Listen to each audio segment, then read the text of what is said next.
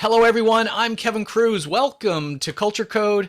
I'm so excited because our guest today is the Chief People Officer at Seismic, Linda Ho. Linda, welcome. And where are you joining from today? Hi, Kevin. I am joining from sunny California, specifically San Francisco. Love it. We're on about 3 days of rain here in Philadelphia, with New York City under flood watch. So I wish I was in your part of the world, but hopefully we'll catch up to you soon.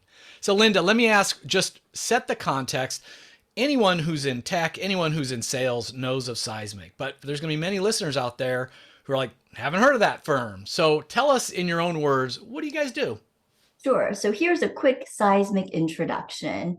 We are a SaaS company. We have a platform to unite go-to-market teams. So, for example, marketing, customer success, sales, united to enable collaboration, content management, learning, onboarding, insights, all in service of creating a better buyer experience as they work with their clients. So, in a nutshell, we help teams get better in terms of winning deals. And how big's the company? Where's the headquarters? We are about 1,600 people. We are across 7 countries. We are headquartered in sunny San Diego, California. And just for context, we're going to be talking about culture, and obviously, a big question right now is return to work, hybrid, remote first, etc. Where has Seismic landed, at least for now? Yeah, so this is such an interesting topic and one that is top of mind, I think, for most companies. So prior to the pandemic, we really anchored on a few offices, and most of our employees came into those offices. I think that's a pretty similar story with many tech companies out there. With the war for talent, as well as COVID, we started to expand, and we saw so many benefits to expanding outside of our core offices. We saw improvement in terms of our DEI, specifically our representation. We saw greater access to talent pools that we didn't have access to before. And so we've continued that trend. We are decidedly a hybrid workforce. About 40% of our employees are not near an office, and we'll continue down that path. We do not have a mandate to ask people to come into the office. We see office and in-person interactions as really an intentional opportunity to create connection, community, enhance creativity, and engagement. I love it, and that's important for all of us and listeners, to keep in mind, because it's extra unique about how do you foster culture in this sort of hybrid environment. But before we even talk about that, culture is such a unique thing. Some people have a hard time even describing what culture is in a company. Seismic is very successful, so I know you have a very successful culture. How would you describe it to an outsider? It's a tough question to describe, so maybe I'll add some stories to bring it to life. I would use the words we care. We care about our customers, we care about our employees. In fact, when we were rolling out our mission, vision, and values a few years ago, we did a few culture labs because we believe culture thrives in the interactions, the actions, the behaviors, the stories that people carry with them. And we wanted people to share those stories because values are not just words on a wall. They're how we live every day, the interactions that we have with each other. And I still remember this amazing story. Someone from our sales team, our CS team, was saying during COVID, the pandemic, they were working with the customer and they were having a really hard time. That customer, they had to downsize their sales team. They had bought Seismic. They were trying to implement it, but everybody who was part of the implementation team, either had COVID and couldn't work or were no longer with the company. And this engagement leader was literally in tears, saying that I know this is good for my company, but I just can't get it through. And I'm worried about my job and my team. And our team jumped in. We went way beyond implementation. They did the work of the customer in service of ensuring our customer had a really good outcome. And the customer has then moved on to another company, huge advocates of Seismic. But that's just the silver lining. I think the core of it is we care. We show up for our customers, we show up for each other internally. I've actually never seen more customers join companies as employees. So it's Wow. a really interesting fact. We have a lot of former customers who are now Seismic employees because I think they're so excited about our product. They see what it can do and they want to be part of the journey. Yeah, that seems like the ultimate product solution testimonial. Like, obviously, they wouldn't join you if it didn't work or they thought you had a bad environment experience. They get to work with you closely as a customer, Right. and then when the right opportunity presents itself, decide they actually want to be part of that team. So that's Absolutely. such a unique culture. Talking about caring, that doesn't happen accidentally, right? You don't just hire a bunch of engineers, sales professionals, and this just organically happens. So, what are some of the ways that you maybe teach new joiners about culture? How do you foster it and sustain it, especially as we've now all moved into this hybrid post-pandemic world? Share some of that. Yeah. I mean, we are lucky that it really stems from the top. Our president and CEO, he is the epitome of our culture. He is a founder. So we're a founder-led company, and I think that's unique in many spaces. And he is a very authentic, transparent, and caring individual. Cares about the customers, has great relationships with them, cares about employees. He actually hand writes anniversary cards to every single It's employee great. with some tidbits about his interactions with them, words of encouragement. I mean, that's the level of care that he has. Frankly, I've questioned how long we can scale this for because I'm, a bit of a realist, but I love that he brings that to the table. But some of the cornerstones of our culture is, for example, we have push pins. This is when we close a deal. Not only do we celebrate the closing of the deal, we celebrate everyone who has come together to make this deal happen, whether it's legal, finance, the sales team. We also celebrate our customers, the advocates within those customers that help us ensure that they realize those outcomes that our products deliver. So that's super exciting. We also have a Why We Win Slack channel. And this one's particularly close to my heart. I love Slack, but this one in particular, I look at, especially when, we always have those down days, because we tag the values that we have and we say, this is why we win based on these values and how we're showing up together, whether it's winning deals, whether it's a conversation that we're having with each other that's extremely vulnerable and a learning moment. We celebrate that in our Why We Win channel. And I love seeing our values come to life in stories. So those are just a couple of examples of our culture. But the one that I love and I think is pretty unique to Seismic is we have an event that we call activity. We had to put it on pause for COVID, but the last time we had this event again, when we felt like it was a little safer given the conditions, we had everybody together, all employees across the various countries for a week. And we took over Petco Stadium. Oh, wow. And that was our moment to build connection, build community, completely unify around our strategy, and really celebrate the humans who we are.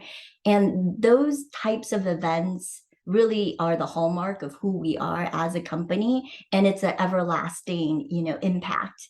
Like that activity, people talked about it for months and quarters to come, and it really brought people together. Linda, you were spitting so much gold there so fast that I'm gonna hit the rewind button so that I can underline some things for all of our listeners. First of all, I mean, kudos to your CEO for writing, so many anniversary notes. It reminds me of Doug Conant, former CEO of Campbell Soup, who was legendary for handwriting so many thank you notes every single day at the end of his day. And there's even an HBR article about the thousands of thank you notes that he sent. And not all of us can force our CEOs to do it, but we can always set that example, right? So, I kind of challenge everyone to take up this practice personally. There's some magic in handwritten notes. There's some magic in personalization, whether it's a thank you note, an anniversary note. I think that's something that we could all aspire to. I want to ask you about the Why We Win channel, because I'm thinking even for LeadX, we have a Slack channel that's has the very boring name of like client testimonials or something, right? Yours sounds a little bit better than that. And if who's adding into that channel? Is it actually anybody who spots something related to values or somebody they want to show gratitude for? Like, who's really posting in there? It's open to everyone. And that's the amazing thing because we all add to our culture. And why we win is often because we win together, Mm, because someone's showing up for someone else, whether it's providing feedback, whether it's pulling together to get something done, whether it's meeting a customer need that we're working around and wanting to accelerate it. I mean, that's how we win and why we win. We win together as a team. And I love that we anchor it on our values. that's great. Now, I'm passionate about manager training and leadership development because, I mean, I'm more passionate about employee experience and culture, but research suggests 70% of how we feel about work has to do with who our manager is. You join a company, you might leave a bad boss. I'm guessing if you have about 1,600 employees, you might have 200 to 300 people managers. Yeah. And pretty good guess, right? Been doing this for a while, Linda. So, especially the front line, what are you doing to train them and support them in a way that makes them successful as managers and to foster this positive culture? Yeah. I think there's two things. First is I think it starts with mindset.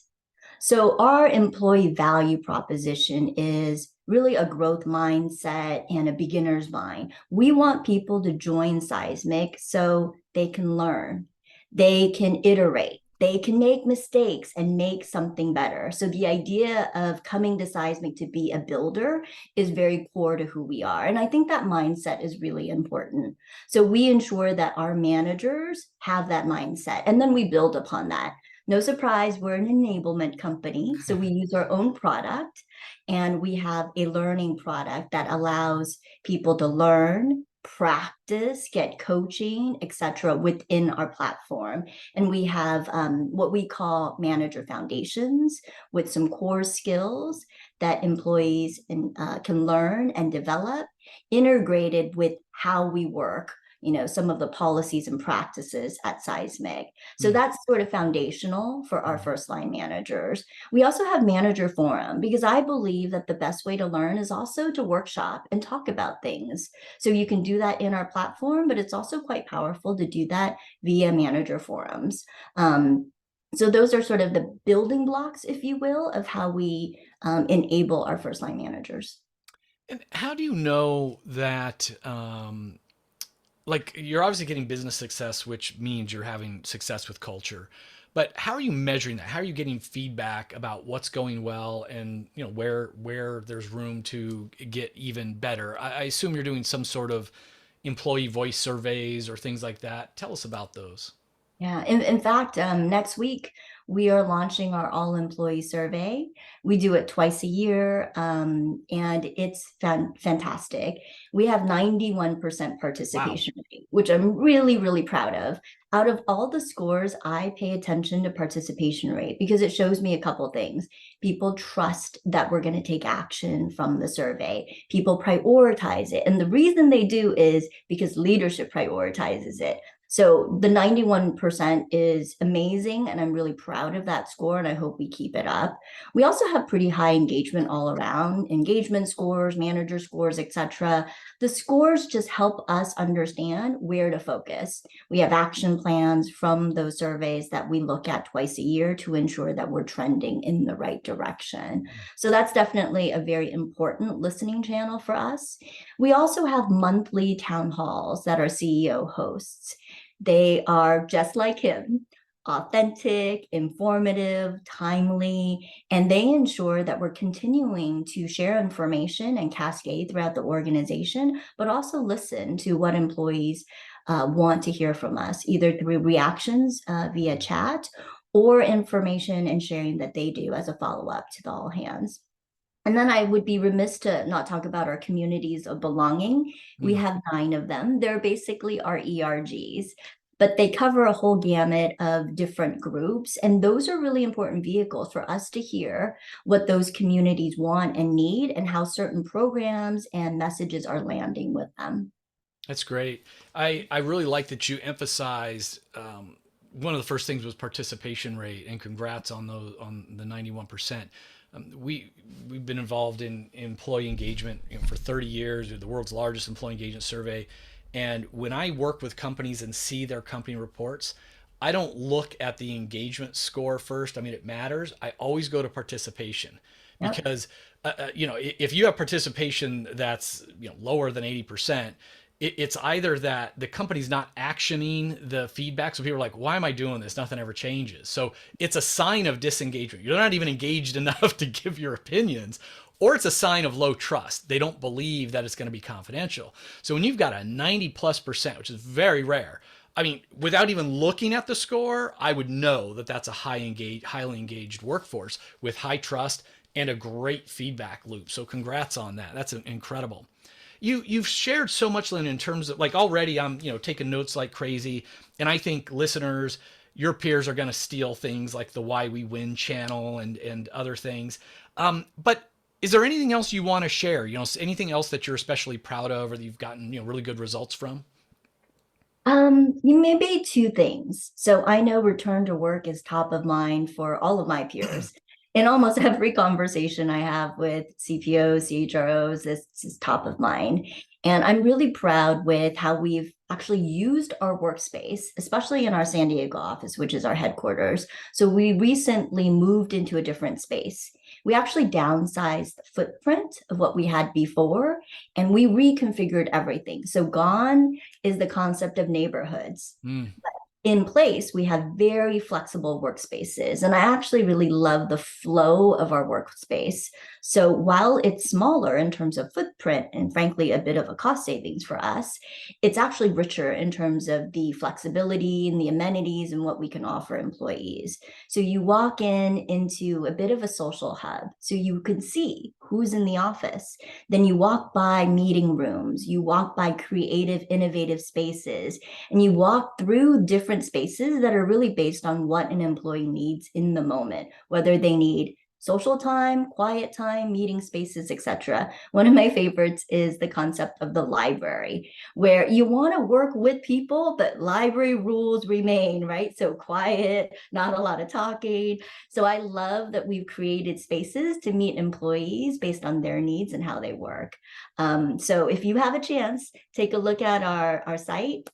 It's beautiful, and I think it really is the future of work. I love that. I love Yeah. that.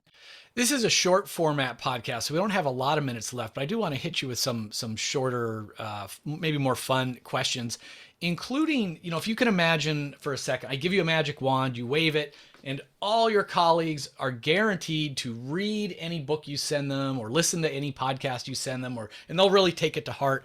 That'd be amazing. So what would you send everybody? I love Angela Duckworth, her book Grit. I mean, full transparency, she actually was one of our external keynote speakers for our activity event. And what I love about that is the idea that passion and perseverance enables success. So, yes, you can have an edge based on skills and ability, but you can develop that as long as you're passionate and you spend the time and have grit in what you do. So, I love that concept. And it feels like if you can embed that in how you work and how you think about overcoming problems or opportunities, that can really accelerate you and team. So I'm a huge fan of her work and that book. Great recommendation in these times. I mean, it's sort of grit was necessary before the pandemic, certainly through it. Now in Yeah. the age of AI and all the other disruption going on, it's a great thing to kind of develop at all times. And I'm also curious, what's something maybe that you know now that you would have benefited from knowing when you first became a chief people officer? Like if you could write a letter to a younger version of yourself, what might be some advice or some tidbits? Yeah, it's a good question. And I probably want to reflect on it a little bit more. But one thing that I want to do more of is when I first joined Seismic about 3 years ago, I did a lot of listening tours. I Mm. reached out to employees, and we had plenty of forums for me to engage with them, whether it was one on one or in a group setting. as I started to get more comfortable in my role, I stopped doing some of those things. And I feel like that is so important. While we have vehicles like the employee survey and other vehicles, such as our open door policy, people don't naturally reach out to their CPO or their CHRO. You have to be intentional in cultivating that connection in that community. And based on our conversation today, I'm going to be more conscious of doing that because I think having an ear, really understanding how things are going for employees will help us create an environment where people can do their best work. One of the chapters in my last book, Great Leaders Have No Rules, is called Close Your Open Door Policy. And what it gets at is the whole idea of the open door policy when it originally came out was a good idea, but these days it really puts the burden on the team members to come in, and not everyone has that courage, to do it. And so I think being proactive as a leader and walking through your open door into other spaces, into other people's office environments is so key. We're I'm going to talking. steal that. Walking through your open door. I love There that. you go. There you Yeah. go. We've been able to steal from each other today. That's always a sign of a good conversation. We're chatting here at the end of September. New Year is only a quarter away. What are you thinking about? Like, what are some of your priorities for the year ahead? What will your team be focused on? Well, definitely some of the return to work aspects, right? How do we ensure how we work really emphasizes in this new way of this distributed workforce. So I'm really excited to continue to explore that, leveraging the different tools that Mm-hmm. are coming on the line with AI intervention, et cetera. The other aspect is career mobility and career development. So we've been talking about that at Seismic quite a bit. Up is not the only way. Frankly, titles, hierarchy, that's all company specific stuff that you can't take with you. But what you can take are skills, experiences, learning. So we've really tried to embed that here at Seismic, and I'm going to push on that even more next year. I want people to feel like they have opportunities to learn and grow every single day of their time here at Seismic. And I think we have a role as employers to help them, and they have a role as employees to shape that experience. Seismic has grown and changed so much, even just in your time there with acquisitions and new products and features. What's exciting you the most about the company right now? Our product is pretty exciting. In fact, we have a customer user event coming up in just a few short weeks. It's called Shift, and we're going to be unveiling a product roadmap. We've been, talking about AI for several years. It's embedded in our product, but it's pretty exciting what's in store.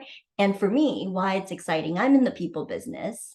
And what we do is we help people do their jobs better and in the best way because we help shorten the cycles, giving people time to get back to their family, get back to their hobbies, whatever that means. And that really excites me because I feel like in doing so, we change the flow of work, we change how people work, and hopefully we'll change the future of work. That's powerful. We'll leave it there. Linda Ho, Chief People Officer at Seismic. Time is our most valuable asset. Thanks for giving me some precious minutes today on a Friday, nonetheless. Thanks, Linda. Thank you. It was a pleasure. Really appreciate it.